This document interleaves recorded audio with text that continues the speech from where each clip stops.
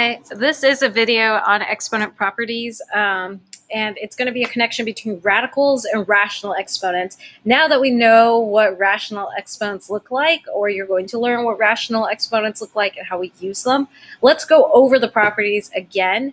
So get ready to take some notes. Okay, we are going to talk about properties of exponents. Some of these you may remember because you've learned this in middle school or you've been exposed to this before. But I'm going to give you the property on the left, and then I'm going to give you an example. So first of all, if we have the same base, make sure you annotate, because I may not write same base, but you can draw a little arrow and say they have the same base. Then when we multiply the two numbers together, we get to add the exponents. So if we have 2 to the first power times 2 to the second power, it's going to be 2 to the second power. It's not going to be 2 to the third power. We know 2 times, it is going to be 2 to the third power. It's not going to be 2 to the second power. Some of you will be like, oh, we multiply them together. 2 times 4 is not 4. No. So we're going to add our exponents together.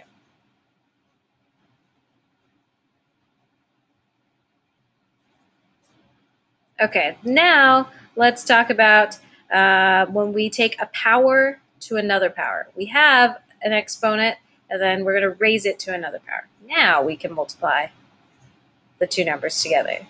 So if I have 3 to the first power raised to the second power, I don't add these two together to get 3 to the third power. I multiply them. I know that 3 squared is 9. So I'm going to multiply them. 1 times 2. That's 2. Let's do another example with negative exponents, b to the negative m. Let's do negative m over n. Now we have a fraction. This exponent here tells you to take the reciprocal of the base. So we are going to take the reciprocal of b, but this m and n, you do not take the reciprocal of this fraction. You take the reciprocal of b over 1. Some of you are getting mixed up. The only thing that's different here is that there's no negative sign. Now it's just a positive m over n. Okay? Example. 2 to the negative 4/5 power. So the only thing I'm going to change is I'm going to take the reciprocal of 2 to get 1 over 2 to the 4/5. I did not take the reciprocal of this little fraction. It is just the reciprocal of the base. More properties. We have nth root of b to some power m. So this means that my index here is going to be the denominator, and my numerator is going to be whatever exponent this is. So let's do an example. If I did 2 to the first power, but I have the cube root, now I have 2 to the 1/3 power. More properties. N to the square root of a times n, same one, to the square root of b. In your notes, you should annotate that the indices are the same. Notice that this n and this n is the same. Whether they're both 2 or they're both 3 or they're both 4, if they're the same, you can now combine them. You can combine the insides. We're multiplying them.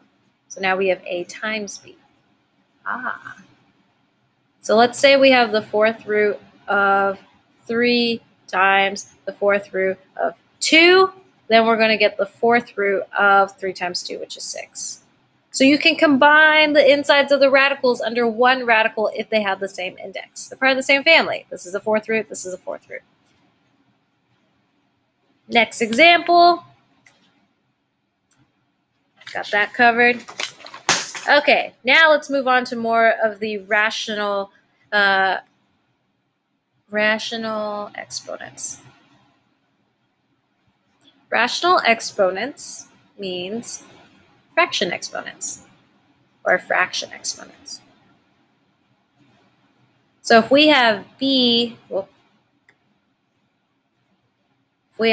to the m over n times b to the p over q. These are just new variables. We can still add our exponents together. You just now need to find a common denominator. So as you're annotating your notes, again, they have the same base, but they have different exponents and they're different fractions. We can still combine them, you just are going to have to find a common denominator. So if I have 2 to the 1/2 times 2 to the 1/3, I'm going to get 2 to the 1/2 plus 1/3. Let's zoom in here. In order to combine 1/2 and 1/3, we need a common denominator. So some of you write it like this, 3 over 3, 2 over 2. So that when you write this, you'll have 3 over 6 plus 2 over 6. Okay? So that's your example. You can also convert this back into the 6th root of 2 to the 5th power, which is how I like to write this if I have to evaluate the inside, or 6 to the 5th. We're going to talk about this one, I think, next. Maybe. Yes. Let's talk about this one next. Okay. Another property is if you have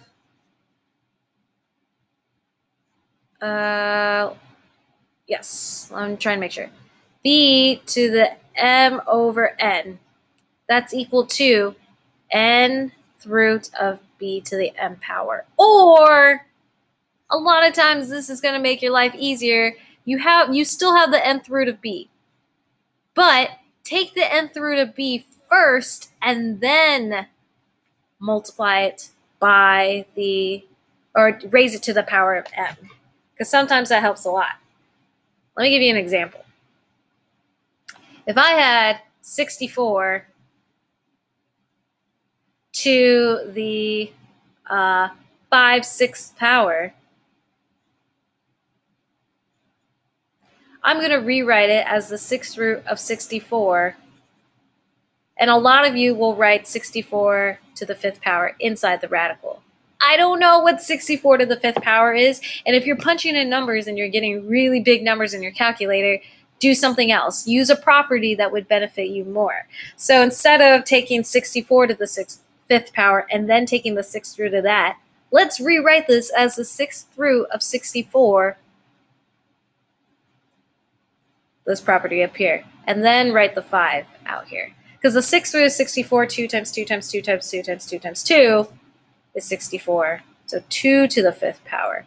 Oh, I can evaluate 2 to the 5th power in a much easier way than taking the 6th root of 64 to the 5th power.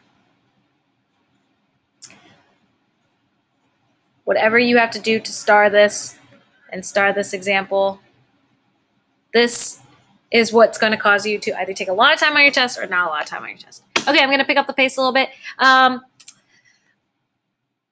Here we go. Here's another example. If I have a times b, a different base, and then I have m over n, one of the properties is I can break apart, just like I had added them together, I can break apart, and each of the bases can also get the exponent. Some of you call this distributing. I don't really like calling it distributing, but each of the bases also get this exponent. I'm not going to do an example. I want to get to a different one. Let's see. Power to a power. The other one I want to do, the last example I want to do is where I forget it all of a sudden. Let me think for a second. Let me pause this.